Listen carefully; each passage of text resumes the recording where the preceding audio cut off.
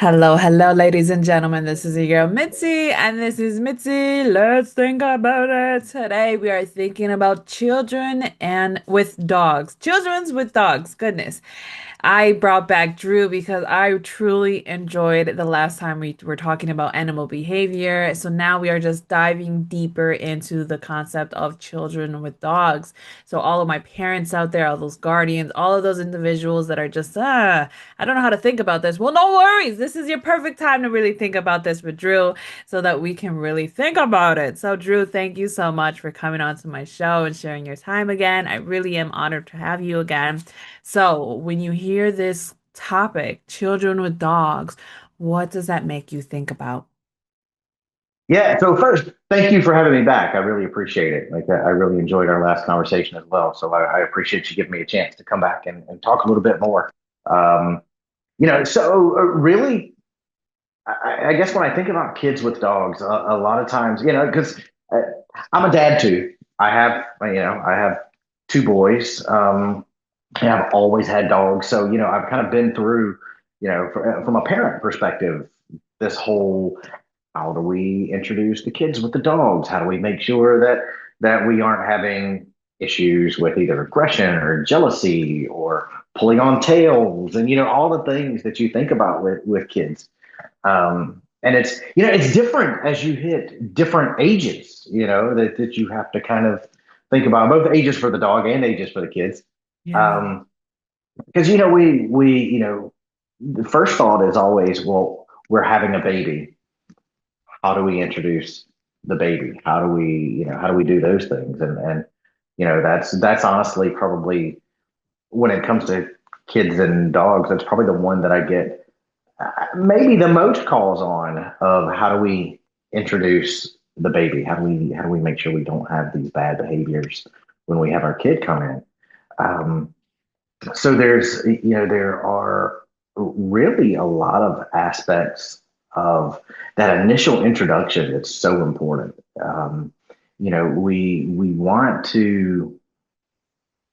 We want to share our baby and our life with our dogs, and because then this is going to be the family. So really a big part I think is that initial introduction. You'll hear a lot of times, which I don't disagree with.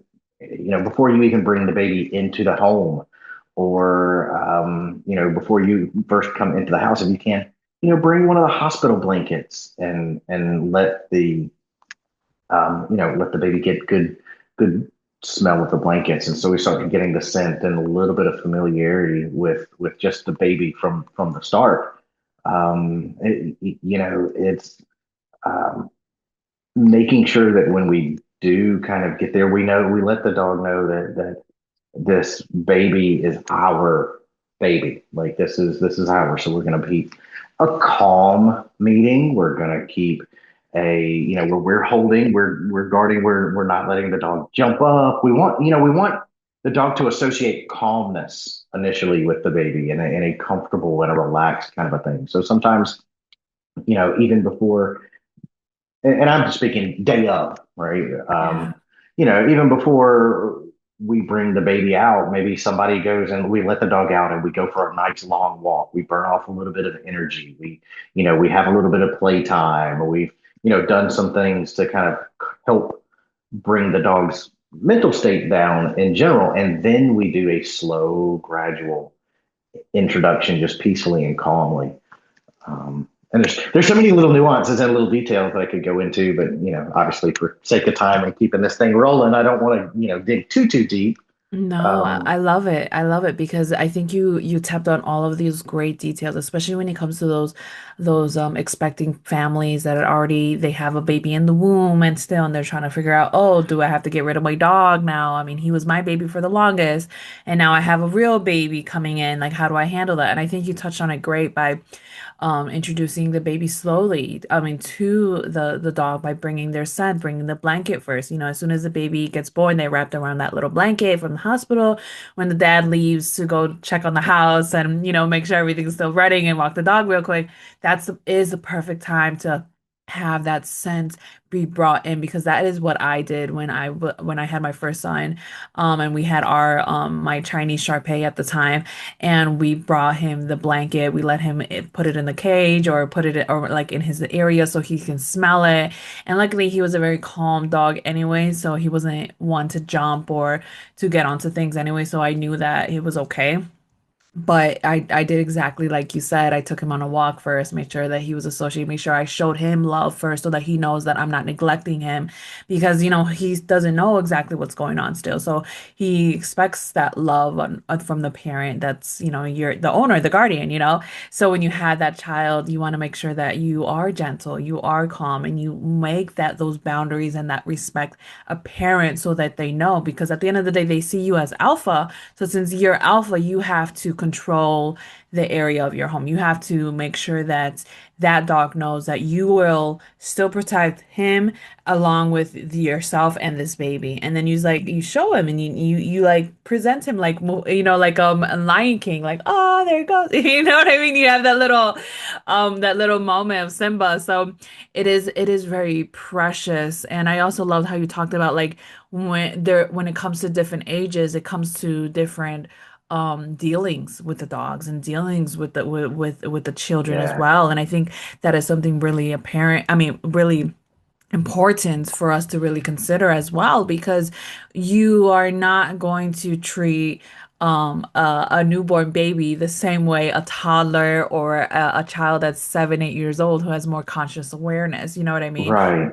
So, I guess for those individuals that have toddlers and, what I mean, wants to have that bonding moment, or make sure that, that their children don't develop allergies, they bring a dog in, you know what I mean, so that they can already get familiarized. You know what I mean? How would you recommend those parents dealing with children that are in that toddler stage?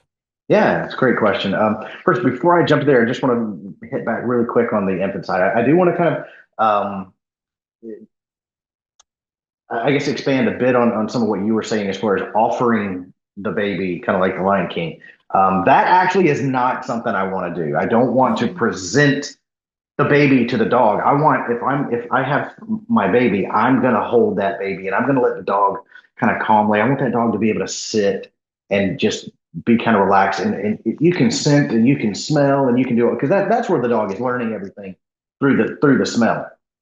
Um, and then I may have a seat and let the dog come over. I may let the dog come a bit closer and smell, but I'm still maintaining the baby in my space, in my area, so that I'm signifying, look, I got this. I want you to check it out. And even if I sit, I'm letting the dog come over. I'm not ever offering the baby to the dog, but I am letting the dog gradually come in and sit. I'm not forcing this introduction. Our dog is naturally going to be pretty curious. yeah, So, but I'm going to sit back and I'm going to let him gradually come in and get comfortable and check it out. Okay, I got a smell. We're good. All right, I'm out. And let them kind of have that freedom to flow, but not come in and bombard and attack and be yeah, all not attack in a violent in an aggressive yeah, way, but yeah. I just know what you the mean. overbearing jumping kind of stuff. So Yeah, that um, excitedness.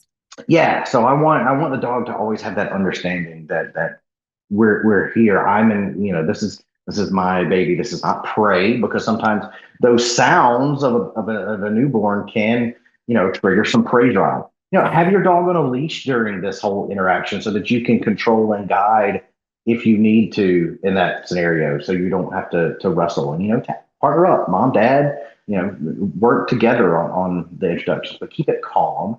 Keep it relaxed. Don't go over the top. Don't work the dog up. Let it be a calm, easy greeting.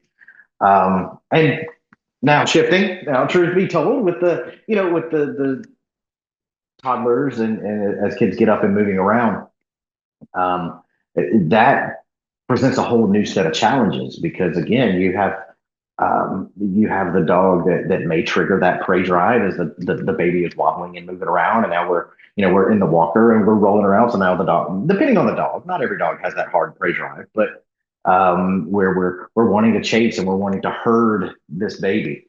yeah, So you have to. I tell people all the time through all kinds of training, not just this. You want to be able to control a scenario, not just react to a scenario. I So, like that. set up. this is how we're going to meet. So it's not only for the dog, but it's really, really important that the kids learn how to interact with the dog, what's appropriate with a dog. We shouldn't be pulling on his tail, pulling on his ears, slapping at it, getting all in his face and doing all of these things, right? We're setting ourselves up to fail doing that stuff. Not Yeah. every dog is going to give a response to that may be negative, but it's better not to take the chance, and it's Yeah. better to teach the kid that this is not how we interact with a dog, because this may be the neighbor's dog. It may be their friend's dog. It may be some strange dog that wanders up into the yard. It's not going to be okay with that. So sometimes just how we treat our own dog is not how we can interact with every dog. And so Yes. but that's tough as a toddler. It's very tough Yeah. as a toddler.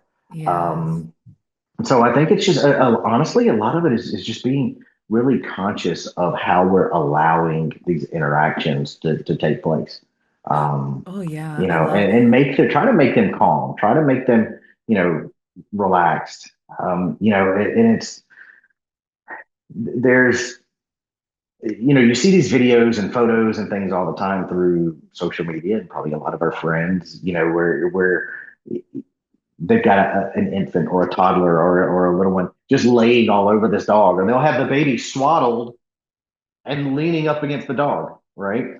And now the dog trainer in me cringes when I see this because of what could potentially go wrong. Even if Mm-hmm. it's nothing at all, and the dog just gets up and moves, and the baby falls on the floor. Like those are the things that I think about when I see those. Although it's adorable, it's cute. To be quite frank, you can go back and look through my social media from years and years ago before I was even trained. I've got photos like that with my boys and our dogs at the time. So I mean, I've been guilty of it as well. But it's sometimes you don't know what you don't know, and you don't really think about it. Yes. And so now, when we talk about these things, for me, I just want really just a level of awareness that these are potentially challenging things. And so, we want to teach our kids how to interact with a dog, even from a small age. They can learn, what is okay and what's not. But you still have to be the parent. You still have to be vigilant. You still have to be, the dog's caretaker, and you're advocating for your dog just as much as you are for your kid. You don't want either one hurting the other, because both it can go wrong, and sometimes it's not even the dog's fault, although the dog will always be the one to get the blame. So just being conscious of those things, that how could this go wrong? You know, Yeah. um, I you think know, I think that's a valid point because because I know exactly what you mean. Like you really have to pay attention. You know what I mean? As a parent, we have to look at both sides of the spectrum. You know what I mean? We can't really just think, oh, well, my dog would never do that. Well, technically, you don't know. You know what I mean? right, And I also love the fact that you talked about knowing the difference of the dog breed, because if your dog is naturally herding and then they like, oh, well, they're gonna just herd all the you know what I mean? The child, you know what I mean? That's something that you have to take into consideration, because if you have an outside dog and then you bring him in around your baby that's a toddler and then he's trying to figure out a walk and he has a stroller and he rams his foot, what is he gonna do? Is he gonna attack? You know what I mean? Is he gonna, you know right, what I mean? You yeah, have to have that understanding and put those boundaries in place. And I think that's one thing that I did with my dogs, especially when my children were at the very young, learning how to walk, learning how to discovering, pulling, grabbing thing. Like I made sure that the dog was in one area versus my children was in another area because I at the end of the day, I don't know. You know what I mean? I don't know if something may trigger my dog because that has happened before. I thought that my son was just playing under the table. He was just fine doing his thing. The dog was just laying by my husband's feet, no problem. And then all of a sudden I hear my dog growl and come at my son, and I'm just like, whoa, what is going on here? What happened? And I don't know, there's no cameras under the table. I have no idea what happened. You know what I right, mean? Like my son could have accidentally poked his eye or did something. We don't know, you know what I mean? So yeah, at that point I realized, you know what, it's better for my peace of mind knowing that the dogs are separated from my child at this point, and when they get older, well then we can go forward from there and move things and adjust things accordingly. And I think that's one thing is that I love that you said is that you have to advocate for both ends. You know what I mean? You have to protect protect both, and because the dog will always get blamed, like you said. I mean, there's in movies that they display where the dogs gets sent to an adoption center because an accident or a miscommunication or a misunderstanding happened. You know what I mean? So Yeah. there's so many variables at plays that we can't always control, but we can control the circumstance when you do it smartly. You know what I mean? You do it smart. Yeah. And I think that's one thing that a lot of the times people don't understand is that we have to be consciously aware, you know what I mean, of our surroundings. And if you have that team efforts, that partner with you, you know what I mean, your spouse, you know what I mean, have them be more consciously aware. Make sure that everyone is participating, especially if you have older children, you know what I mean? So, diving into the older children, how would you like manage older children when it comes to dogs? Yeah, honestly, it's really very similar. It's not that huge of a change. Yeah. It's especially a lot of times too, if again, you have a couple of different scenarios. You have a dog that's been with a kid growing up, and they kind of age together. So, the dog sees this kid get older, and so there's usually sometimes a different comfort level with Yeah. that, and how they're going to be, interacting, because they learn together as they grow. And then you've got a scenario where we have a kid, and now we're bringing this new dog in, and then there's the introductions and some of that. So, but honestly, it's really a lot of the same. It's, teaching the kid as the children get older. It honestly becomes easier, because now we can explain things with them. We can teach them a little bit more on what their role is, what's okay, and how they should interact and respond and react to different things. But the same rules still apply. Don't pull his tail. Don't pull his ears. Don't do all these things to intentionally antagonize. Yeah. We talk about, like, don't get right into his face. That's probably one of the biggest ones that I see is we're right in the dog's face, and people will do it all the time, and a lot of times because you can do it with your own dog, but they're doing it with the neighbor's dog, or they're doing it with the new dog that they just got, and for some dogs it's fine. It's not ever going to be an issue, but a lot of dogs aren't going to like that, being right there, Hmm. and then you're right in the danger zone. I mean, you're the closer you are to the teeth, the more opportunity they have to actually get you with them. So you want to, be conscious of those interactions, because a dog that, kind of as you said, a dog that may never bite, may never snap, may never do anything, if they are extremely afraid, or maybe cornered, or really uncomfortable in this scenario, or injured, those are the things that a dog will bite. And a dog is always a dog. And, there's, even though with a lot of dogs, the likelihood is low, it's never zero. Yeah. There's still always that chance. There's a statistic out there, and I think we may have kind of briefly touched on it in our last conversation, but um, 77% of children will at some point in their life be bitten by a dog. Wow. Most of the time, it's their own dog. Um, and it's because a lot of times it is that improper interaction. So, the big things when we work on things, we have a program that we offer in various schools and different areas, um, where we are working with kids on how to interact with the dog. And so, it's the simple things, like, don't get, like I've said a million times, don't get right in their face. If we're going to pet collar to tail, along that body area. A lot of dogs just in general don't like to be petted on the head. They don't like you reaching over the top. It's not that they've been abused or there's something wrong or anything like that. A lot of dogs just don't like that reaching over the top. They're head shy. It makes them uncomfortable. So, but they're perfectly fine if you'll pet along the side. Um, Yeah. Yeah. I love that. so things like that, of, how to interact. And then again, on the parents, it's helping control scenarios. It's helping to set up things so that the children and the dog have a chance to learn and understand what's appropriate and how we react. Yeah. In a lot of cases, our dogs will see our kids as litter mates. They're the playmates. So really, a lot of time a dog is trying to play, but it gets too rough. And I Hmm. see all the time that a lot of kids don't like that if the dog is jumping and we get scratched or we get, especially puppies, we get a really mouthy, and so puppy teeth are like razor blades, and so Hmm. you know it's kind of awful. So now we control how we're letting that playtime happen. Yeah, yeah. I'm a huge advocate of, especially as we're teaching and guiding our dogs and introducing new things and new environments. Put them on the leash so Yeah. that you have control of what we're doing. That's your direct line of communication.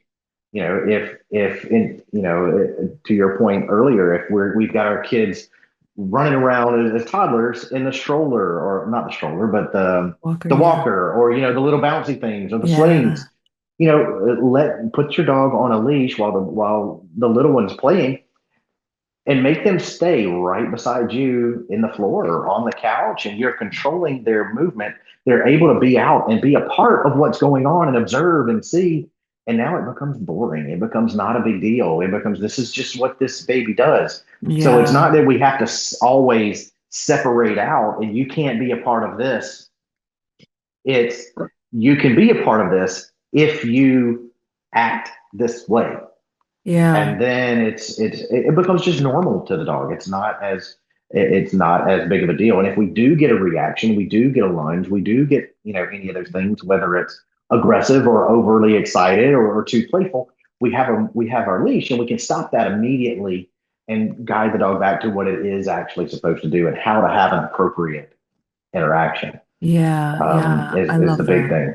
Yeah, because I don't think a lot of people even realize um we are the ones in control. You know what I mean? At the end of the day, those dogs look to us, the owners, as the Yes. one to teach them, to guide them, to help them understand what is happening. Like this is a new change, and especially when it comes to a new dog that's maybe older or maybe young, whatever the age may be, when you bring them into their home, you do have to get them accustomed to the way that you move, the way your routine is, the way that the noise is. You know what I mean? They may have come from a home that was more rowdier or more quiet. You know what I mean? Right. So it's like it's that us assimilation in is so important, and I love the fact that you teach kids how to interact with dogs because I think that's so important, and I love the fact that you brought up that statistic about how people and children get bit by dogs. That's so true. My niece was over at my sister's house and she got bit by her dog.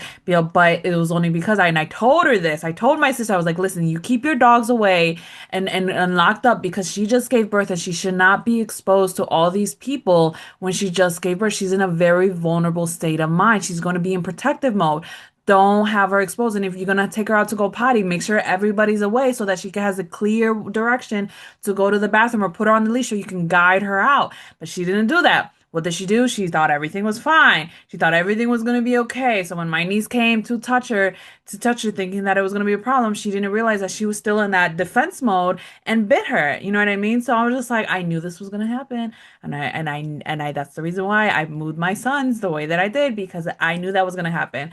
But she didn't have that sense of control. You know what I mean? She thought, oh, she had that trust. And I think that's the thing is that as adults, we need to know that we're dealing with an animal. You know what I mean? At the end of the day, this is an animal that's going to Right. react differently, act differently, think differently, move in a different way, and it's about their survival. You know what I mean? And it's that state of mind. And it's like when we set these dogs up to succeed, then everybody else succeeds. Everybody Right. has a good understanding and a good experience. And now my niece is terrified of dogs. Now she just don't even want to go near dogs anymore. And I Yeah. understand why. Now she has this trauma that now she just thinks all animals are bad. So it's like when she comes to my house, she's like, Didi, you don't have a dog anymore, right? And I'm like, no, baby, my dog died, but I have a cat. And I do exactly like you said, only from the back down to the tail, don't touch its face. And she was able to start accumulating this understanding, like not every animal is the same, and I think that's the thing, like we Right. need to have this understanding that not every animal is the same, but every animal can react the same. Every animal can react in a way that they feel the need to protect themselves. As we Yeah. as human beings get in that mode of protection, Right.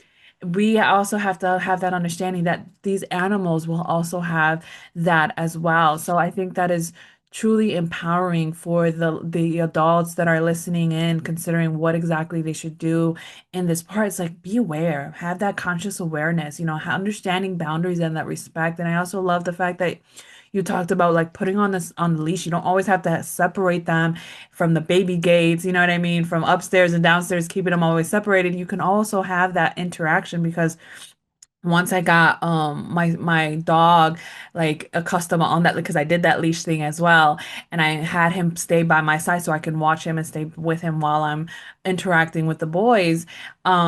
He actually noticed that my son was slipping off of the couch and he went to go nudge him back up and he helped him. You know what I mean? So it's just like those Right. little things can change where they're like, "Oh, okay, let me help you." And they do these little things, or they do these little Oh nudges. yeah. So it's like a beautiful moment because then you're like, oh, they care. You know what I mean? They care in a sense, or they know that they are part of this family. Like this is Yeah. my family dynamic. This is my unit. And that's what my dog was able to realize is that those boys are my boys. You know what I mean? You protect these boys, you love these boys, you care for these boys. And if they hurt you, you come to me. And my son, my dog literally, whenever like my son would just accidentally pull his ear a little bit too much, he would give him this like okay get away and then give me this look and I'm like okay I'm sorry and then I'll like love him and then I'll tell my son like you don't do that, you know what I mean? You have to have this awareness, this communication and just be really open. And man, it sucks that time is catching up to us, Drew, because man, we can keep Yeah. diving down this conversation in so many different directions, but what can be some lasting words that you can leave us off with to keep thinking?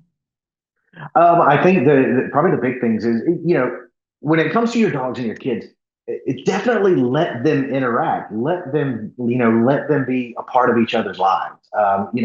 Even though, we talk about, you want to do it in a controlled, safe way, but we want it to be in a way where they actually can enjoy one another. And, this is our family. Our dogs are huge parts of our family, obviously, like our kids are, and we're all in this together, but we have to, both of them, both sides, including our own, we have to learn what is our role in this family. How do we interact with one another as a family? How do we communicate together as a family? How do we take care of one another? And we want to enjoy each other. We want to have fun. We want to be able to play. We want to be able to do all these things, but we have to do it in the right ways. And that's probably the biggest part. So but I would also say from the cautionary side, don't always just assume that everything is going to be okay and that everything is going to be fine. As you said, set everybody up for success by taking little steps to control these scenarios and interactions. And then we earn those freedoms. We earn those times because now we can trust each other because Yeah. we've proven that we can. And Yeah. so, I agree. There's so many things and so much time that we could go and obviously I'm always happy to, come back and talk about more and more and more things. So, or even expand more on this. So, I know, right? I It's gonna love, be I an love having excuse to the bring you opportunity to back. talk about it. Yeah. Perfect. I'll take it. Awesome, awesome. Well, there you go, ladies and gentlemen. Please go check out Drew. Go check out our last conversation about animal behavior and go check out his website. Oh man, does he have so much great content on there. Ways for you to continue on thinking. And if you wanted some advice, want a little tip, or you have just a little, maybe just a question, you know what I mean? Nothing wrong with having a curious mind, just to be on the more cautious side. Nothing wrong with that. Please go check out Drew. Hit him up, message him. He has access, a way for you to just reach out to him directly. just so that you can have that sense of peace of mind, that sense of security, that sense of knowing that you are already thinking about it in the right direction. You probably are in the right direction, but you just probably need that little nudge, you know what I mean, just to get Yeah. you right in that place. So go check him out, reach out to him. And hey, you never know, there might be another episode, another ways for us to continue on thinking with Drew. So if anything, just keep thinking, y'all. Bye.